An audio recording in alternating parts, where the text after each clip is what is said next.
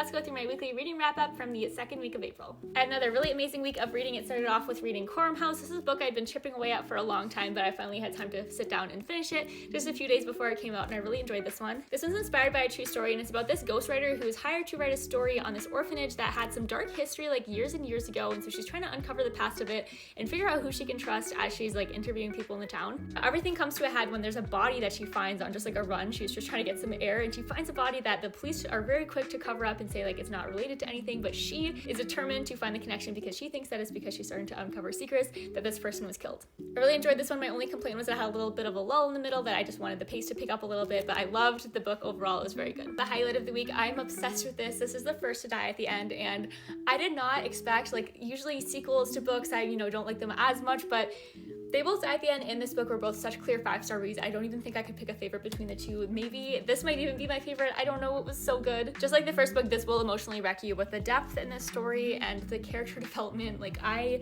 legitimately think about these characters and the characters in the first book all the time. I love them so much. Then I read The Wedding People, which I really enjoyed, but my problem with this was that I heard way too many people say it was their favorite book they read like ever. So like, it just was a little bit overhyped to me, which was my fault. I just took way too long to read this, but I loved this. This was close to a 5-star read for me. I just expected just a little bit more. This book follows a woman who shows up at a hotel with nothing to lose. She's the only person there that's not a wedding guest, and she's immediately mistaken for a wedding guest because the hotel was supposed to only book people who are there for the wedding. We're getting swept into the lives of people who are there for the wedding, including like the bride and family members, and it just gets completely like interwoven into their lives.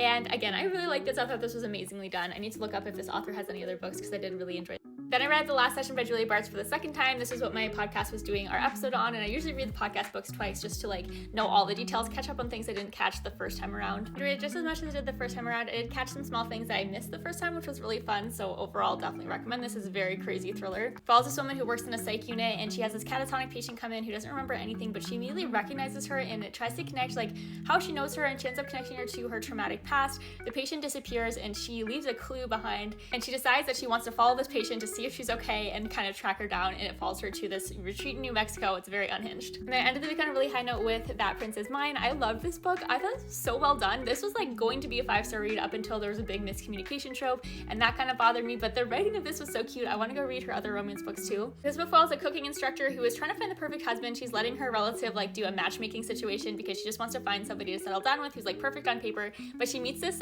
professor who's actually a prince in disguise, and they have like immediate connection, and she decides to just ditch her like matchmaking situation just for a little bit to have a fling. She decides that once she figures out why they're not compatible, she'll give it up and go back to matchmaking. She doesn't know he's a prince. He's keeping that hidden, and that's part of where their miscommunication comes in. And that was my week. Overall, a really solid week. Like I loved every single book I read.